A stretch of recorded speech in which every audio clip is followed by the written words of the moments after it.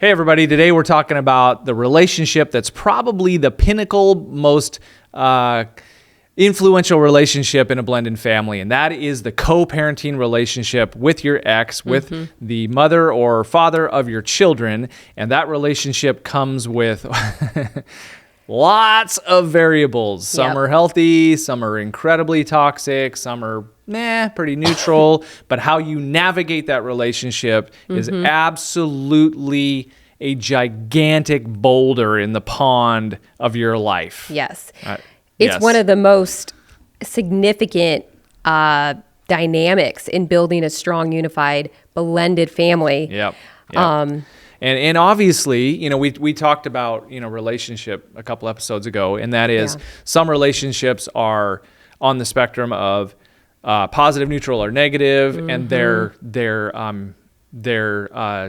you have a choice over whether you have that relationship. This is a non-optional relationship. Right. So whether it's positive, negative, neutral, your co-parenting relationship is non-optional. You're going to have to work through that relationship. Yes. And simultaneously, so it's necessary, and simultaneously, it is one of the weightiest relationships that can push in through the barriers, the walls of your home, and bring stress or bring, maybe things are easy. All to say, this is a pinnacle relationship that you have to get right. Yes.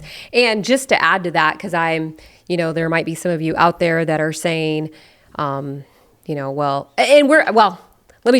just rephrase that. We're talking to the blended families that do have to have co-parenting. There's situations where, the mom or dad isn't in the picture. And so you don't have that portion of having to navigate that. And so we're speaking specifically to the blended families that do have to navigate the co-parenting water. Good point. Yes. Just wanted to add that. Yes. So let's just start by drilling in a little bit more into the impact into what this does and why it's so critical. And as with everything that we promote and stand for in our book and in our podcast, that is Christ over all, and then under that, marriage first. Your marriage is the most important earthly relationship there is, hands down, hard stop, period. You have to protect the marriage is the ark that God has given you to hold your family together as you sail through the waters of life together. Yeah. And if you're just chiming in, and this is maybe the first podcast that you're listening to from us, you can rewind back to, what is that? Number 2 that we Unity. On Unity. And you can listen to that. It's really good. It's got some really, we're talking about your marriage needs to be solid. It needs to be rock solid. And we talk about unity and just kind of unpack that a little bit and just the importance of it. And really you could go back and listen to number 1 as well. Yes. Christ over all, which is how you hold your marriage together. Yes. But so marriage, the reason, and so the reason we're bringing up the idea that marriage is the center is that the co-parenting relationship can dramatically stress out or influence your marriage. Yes. It can bring good or bad things into your home, and the co-parenting relationship, and we've had lots and lots of these conversations with newly married couples or just married couples that are blended, and the co-parenting relationship, the ex, is always in the conversation. Well, it's in the conversation 90% of the time. Yeah. And the way I like to, you kind of talked about positive, neutral, negative, but that's kind of how I, look at co-parenting. It can be good, it can be neutral, or it can be really bad. And so, and the weight that how those affect your marriage. Yeah, and it does. It really does affect your marriage when it's not in a healthy state. It's not in a neutral state. And we speak from experience. We share. Actually, no, we didn't share a little bit about that, but that is part of our story. But that we have had to navigate those waters of it being not good. Yeah, we had the toxic negative version. Yes, and it was just it just brought so much turmoil and chaos into our home and into our marriage, and it just made for unnecessary drama and chaos in our home and in our marriage. Capital D drama. Yes. Oh my goodness. Because not only were you're in this, maybe you're newlyweds and you're just new family, but you've got then you're dealing with relationship stuff, where you're like, okay, now we're over here when we need to be focusing on co-parenting, but we're having to rewind and talk about marital things because it's just not a good co-parenting situation. Yep. Yes. So and people might be saying like, well, if I have a positive co-parenting situation, what's the problem with that? Yeah. And we'll get to that. We're going to get to that. Not that a positive co-parenting relationship is bad. We're not saying that. No, but not at all. There can manifest issues if it's like too good. And you probably imagine what I'm leaning towards, but we'll get onto that. So I think let's just really quick, let's define what we believe is the optimal co-parenting relationship. I don't know if you want to read it or if you can quote it, but let's just define it. And this is where we feel is the healthiest place that you can be within the co-parenting relationship. This is the place where it protects your marriage. It's the least drama. And we've kind of written a definition we think works really good, and it works through the dynamics of both the negative and the positive co-parenting relationship. An amicable and emotionally neutral relationship that exists only as much as necessary to create the best possible outcome for the children you share. Yep. So, I mean, we can talk through that. Yeah, go ahead if you have some thoughts right off the top of your head. Yes. Yeah. I do. Okay. And that is, if you think about the elements of that definition, it's amicable, right? So it's friendly. Yeah. But it's emotionally neutral, right? Yeah. And that, again, this definition is written to prioritize your new marriage, right, as well as make sure the situation is solid for the kids. Yeah. Either side of that definition, amicable, which is good, you can work together, which you have to work together a lot. Yes. And emotionally neutral, that's super important because, as we'll walk through here, part of blended family dynamics is sometimes there are lingering emotions, emotions of bitterness, but maybe lingering emotions of attachment. And I don't want to start any fights here, but sometimes there are relationships with the co-parent that are too close. And, in fact, we don't even apologize for saying that. You need to protect your marriage. Yeah. You can have co-parenting relationships that are too close. Yeah. We'll get into that. But so that is, the tail end of that definition is for the best benefit of the kids. So emotionally neutral, amicable, but only as much as needed to create the best possible outcome for the kids. Yes. That is, well, we like to do Thanksgiving together and all these things. It's like, is that, can you pull that off? Right. Because you need to be protecting your marriage. Right.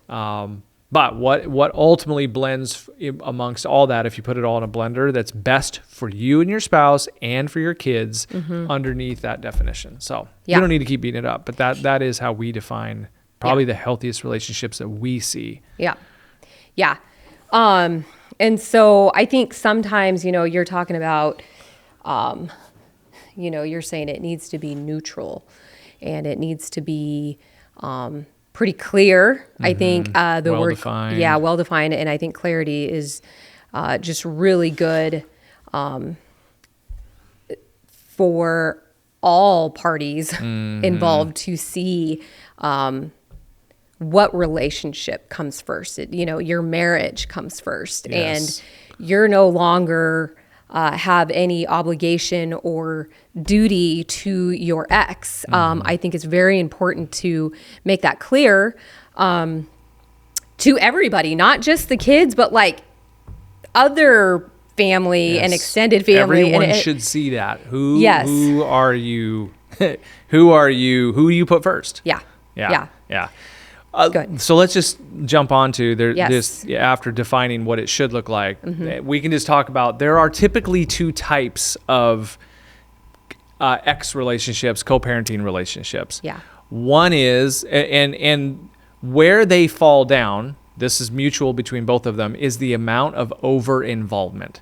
That's the kicker. That's the piece that becomes the problem in co-parenting relationships, is over-involvement, right? Because per our definition, it's like you want to be emotionally neutral, amicable, but only so much as needed to raise the kids really well. Yes. In an emotionally healthy way. But what happens is the big looming thing that encroaches in on marriages with your ex is over-involvement. Yep. Right? And that's where this relationship breaks down. That's where it begins to penetrate the walls of your house and the walls of your ark and becomes a problem. There's two types of over-involvement. There's the really contentious negative kind. And then there's the you're too friendly kind of over-involvement. Too much sway, too much say, too many texts. And so let's talk through those. We can start with maybe the contentious over-involvement. Yes. Well, and I'm going to just... I like to add a lot of things. I find myself like, add away. I want to add, but I'm going to add also be on guard for your marriage, for your family, because Satan does like to come in and he likes to manipulate and maybe he makes you feel guilty. Like, well, oh my gosh, you don't need to, draw such hard boundaries or those are your kids' mom or dad. And I mean, there's just so many things that can get twisted and manipulated. And Satan wants nothing more, remember, to tear your marriage down. He does not want marriage to succeed. We know that. So be on guard and protect the walls of your home in prayer, be in scripture, be in communication. And so I just get really emotional, adamant, say that firmly because it is, you have to be aware. Right. And so that was something that you and I mean, we just, for us, it's like when the guard was down, we just saw Satan throw those arrows and a lot of times. And it takes a toll. It does. It takes a toll. That's a really good word. Yeah. Any outside relationship that affects your marriage is a problem and it has to be dealt with. That can even be the co-parenting relationship. Yes, it's non-optional, but there are ways you can deal with it such that you protect your marriage and put it first.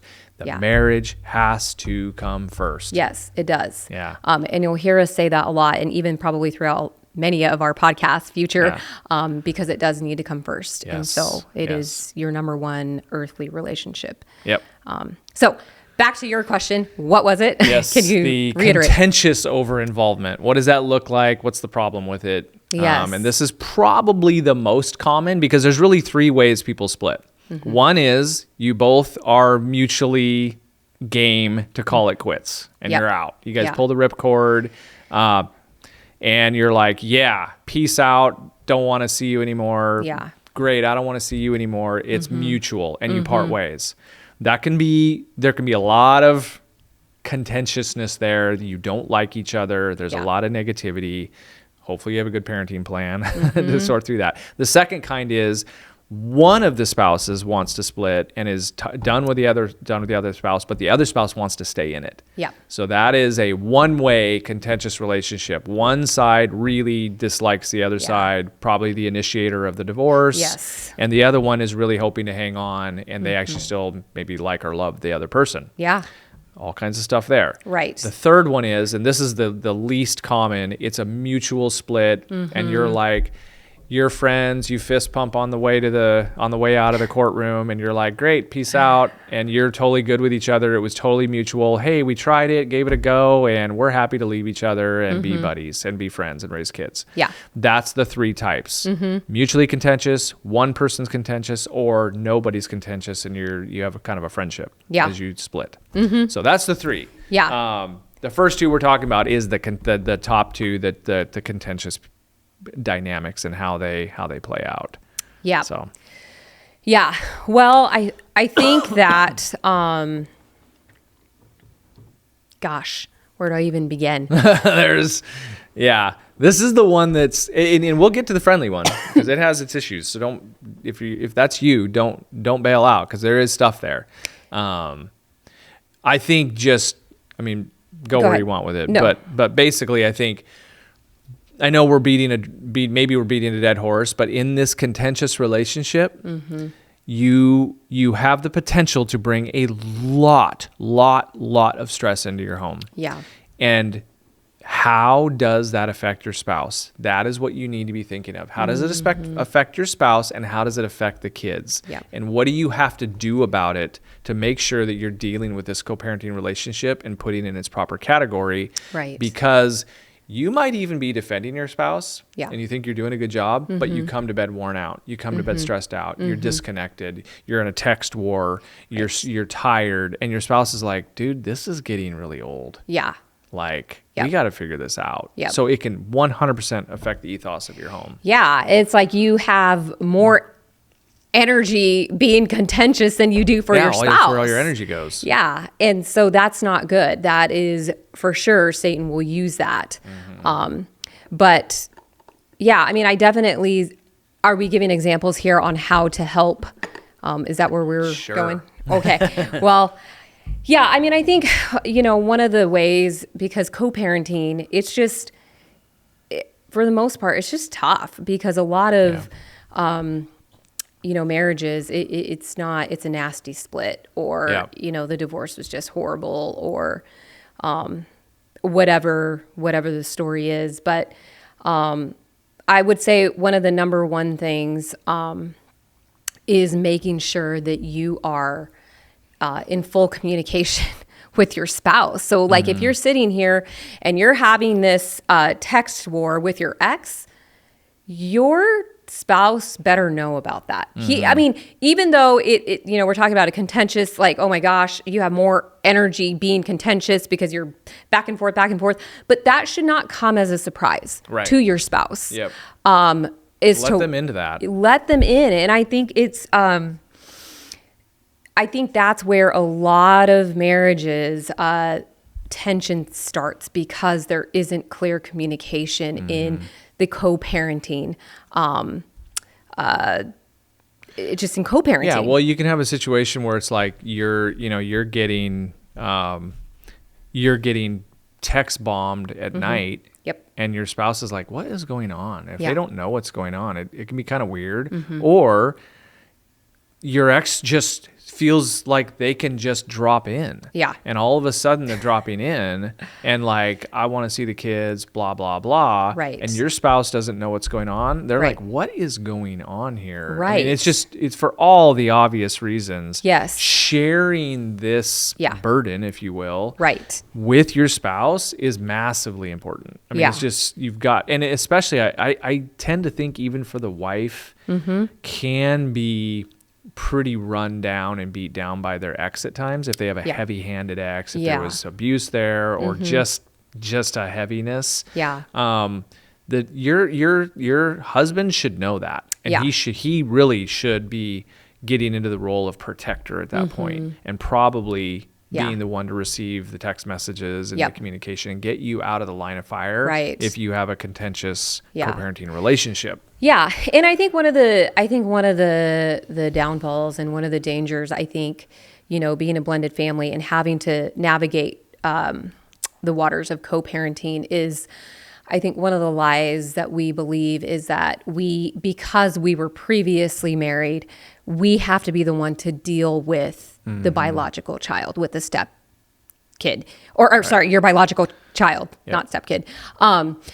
And I think that is such a lie. And that's where you end up isolating and having a lot of these contentious things come from that, and a lot of, I don't want to say secretive, but it would be secretive if your spouse didn't know about it. So I think that's where I think you do get some of this chaos, is because one feels like, well, this is my problem, so I have to deal with it. Right. And here's what happens. Yeah. Your ex is like, hey, I don't want to talk to your new husband. Yes. It's like, well, guess what, Buttercup? Yeah.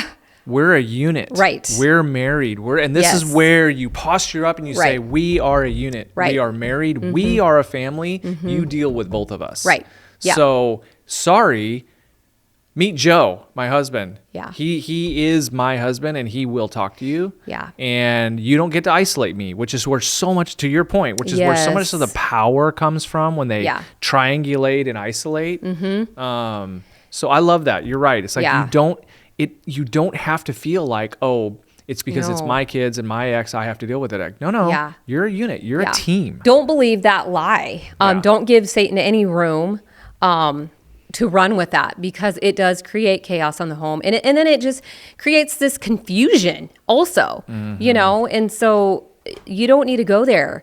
You and your spouse, like you said, like we've been saying, you're a unit. Yep. You are one. Yep. And so there should not be any secrets. There should not be any side conversations with your ex about co-parenting or any kind of conversation. It should all be out on the table, and your spouse should never be caught off guard about any little thing. Yep. It just should not. Yep. It's period. All out there. Yeah, 100%. Now let's talk about the kids in a contentious situation. We are not saying that you violate parenting plans and that you expose the kids to this. No. Right. You want to do the opposite. You will be tempted to disparage the other parent at times, potentially on the heels of a fight or something. And it can be just as simple as like, oh my gosh, your dad's an idiot. It can be that. Yeah. My goodness, do not expose the kids to this type of stuff that's going on. Your kids should see amicable and emotionally neutral and parenting well for their benefit. Yep. So we are it's an absolute must just to dovetail onto the end here of the contentious stuff. You need to make sure the kids that you're not disparaging your ex to them. Yep. You are not exposing them. It is not their burden. Do not put it on them. Yeah. And I'll just end right there, because I think that is just such a good note to end on, because it's just so true. Yeah. That's where some of the pain of divorce can seep in. Yeah. And the kids are like, why are you guys fighting? And it's just, it's obviously super sad. And you just want to, you want to make sure that you're really good about not letting your emotions overflow at times where the kids are around, etc. As much as you can. If your ex is doing it, you'd have to talk to them about that. But all to say, the relationship is your marriage is critical. If you have a contentious ex relationship, do what you need to do to set boundaries.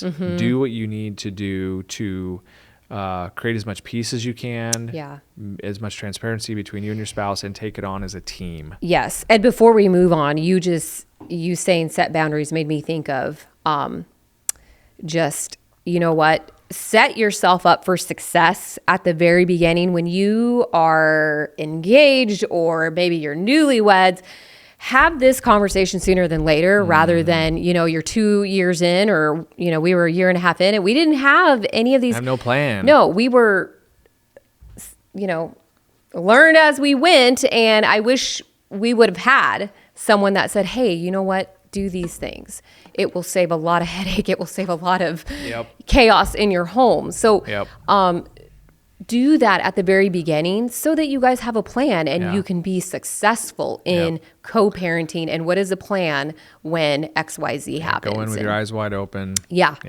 100%. That's good. Yeah. That's good. Okay, so then moving on to the friendly co-parenting relationship, but again, the problem being over involvement, right? And what's the problem with this? Why would it be bad if I had a really friendly relationship? Obviously, the ending of the phrase we just use is over involvement. Why is that bad, and how can it be actually dangerous for your marriage? Yeah. Well, I think going back to what we said, the split, the divorce, how did that, was it one or the other? Was it like this mutual split? Because if it was not, and one of the, the other spouse wanted to stay in the marriage and didn't want a divorce or whatever, that's where I think the friendly zone can just get very dangerous and blurry, and creates lots of confusion. Yeah. Especially for the kids. The kids are like looking at, like, what is happening here? Yeah. And so you have to communicate clearly right out of the gate, just this is how it's going to be because of this very thing that we're saying. When it becomes too friendly, go ahead. Right. I mean, just to state the danger, let's just not even sugarcoat it. Yeah. If you had a friendly split with your ex, I mean, let's be honest, you had an intimate physical relationship with this person. You were married to them. And if you're too good, people be like, oh, I'd never do that. It's like, if you're too good, there is something endearing about your ex-husband being really kind to the kids and did something sweet. Right. And the ex-wife's kind of like, oh, wow, that was really nice. Or maybe you and your husband had like a little tip that day, and your ex is being extra nice and kind or whatever. Oh, I've always been able to talk to him, we didn't make it, but he was always a good listener. And the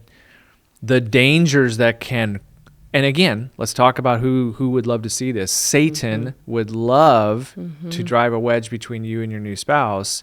And what easier way than to potentially be right here in your ear, being like, hey, he wasn't so bad. Yeah. And then, my goodness, even if you feel like you have that under control, there's no emotional temptation for you there. Think about how your new spouse feels. Yes, that's you're buddy with your ex and like going to coffee together to talk about the kids. Yeah. Bull crap. Yes. I mean, like your new ex or your new spouse. I'm sorry, I don't care what they tell you. That just does not feel good. No, and I think that's probably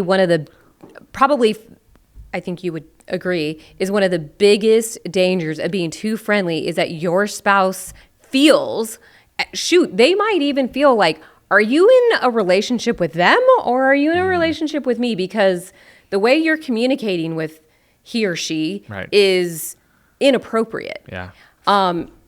And go ahead. It's like, no, I don't want to do Thanksgiving and Christmas with them. And I was just going to say that. And I think that, so moving into that, like, when it becomes, too friendly, I think those kinds of things happen where it's like, well, we're going to have Thanksgiving together. We're going to have Christmas together. We're going to celebrate all the birthdays together and all those things. And we'll talk about those in future podcasts. But those are some of the dangers that from being too friendly. And again, let me just say that we're not saying that for some people, families, they do that. And hey, that's your thing. But the line has been very clear that there is no right. They've both moved on, remarried. There's just no connection there other than, So, but where it's, Thanksgiving and your spouse is feeling like they're on an island over here because there's this, all of a sudden, this unity around you and your ex and the kids. And it's just this, just this awkward tension in the room.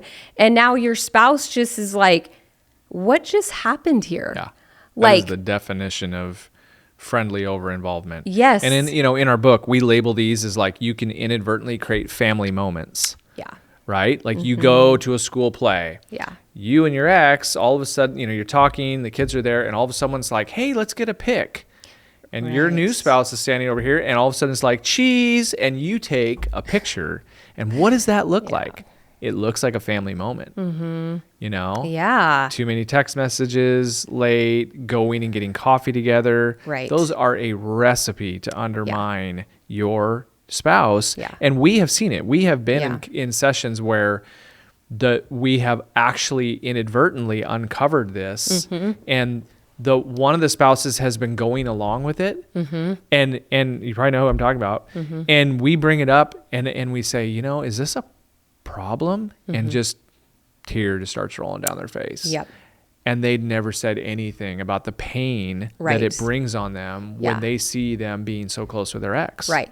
And once again, you know, just to the example that you're just saying of the one couple, in that there was this sense of the lie that she was believing that, oh, I just have to sit back and I have to allow it because, well, that's my stepson's, a biological mom. And you're like, no, that is from the pit of hell. Yeah. Like that is a lie. Yeah. You and your husband are a unit and you go at it together. So I just, it is, we could probably talk a lot about this specific, just being over involved and. Yep, and that's where the definition comes from. Why we originally said that definition. It's like it needs to be amicable, yes and amen, but it needs to be emotionally neutral. And that is where you get into that. And praise the Lord if you have an amicable and friendly relationship with your ex. That's awesome. Yeah, that's amazing. But never at the cost of your spouse's emotions or security or jealousy. Yep. You do not want to jeopardize your marriage. Yeah. You need to protect your marriage. Yes. And you needs to feel, everybody needs to know that it's first. And, you know, a lot of the conversations with your ex should sound something like, I'm going to need to check with Joe. I'll get back to you. We need to discuss it before I give you an answer or whatever. That's how it should always start. It should always begin that way. And, you know, we always recommend group text messages. Go for it. Because I was going to talk about it, but go for it. No. Go ahead. No. No, go ahead. Okay. Well, you know, on that note is like, you know, honoring your spouse by being like, hey, let me check with, you know, let me check with my wife on that. Yeah. That's just an immediate, that phrase just says, she's my decision point. You know, we need to make a decision together. But in along with that is like, there is a very, very, a great tool in transparency if you just group text message, group email. Don't go to coffee to talk about the kids alone with your ex. Bring your spouse. And if your ex doesn't like that, tough. It's a show of unity that represents a lot. And you should totally be okay with that. Yep. Yeah. No, that's really good. I love that because it just eliminates so many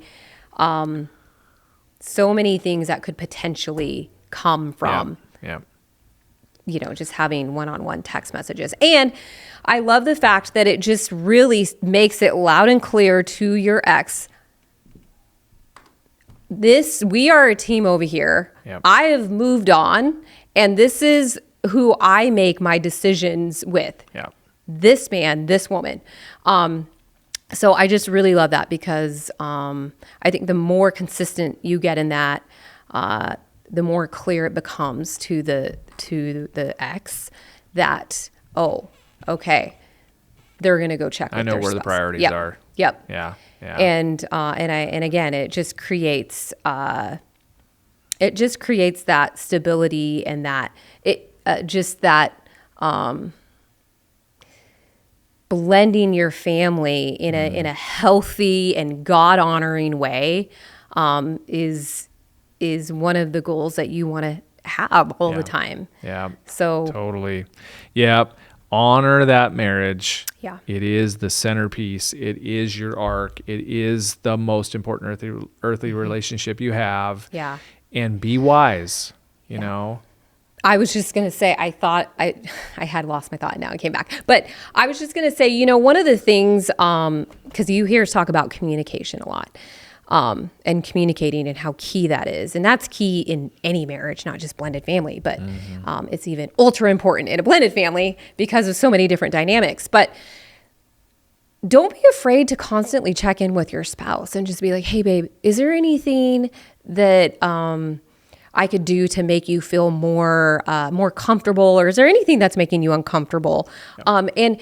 And don't put that on your spouse to have to maybe come and say something. Yeah. Be the first one to initiate that and just say, hey, like, how are you feeling? Or maybe it started out a little rocky or whatever. And that would really be a helpful tool to continue to build unity in your marriage, flourishment in your home and in your family. Yeah. And I think it's just really important to check in and just be like, hey, or is there any suggestions that you have? Yeah. It's amazing how often people just sit in silence and let dysfunction occur. Yeah. And they think they're being strong. I'm being a strong soldier. I'm just being strong for my husband. I'm not saying anything. I don't want to say anything. And it's like, that's a recipe for problems down the road. Be proactive and check in and communicate and hey, how are we doing? Is there anything, again, like I said, is there anything that, that I could do differently? Yeah. Or maybe there was a situation, how could I have done that differently, babe? Yeah. And then you have a discussion about it. Yep. Yep.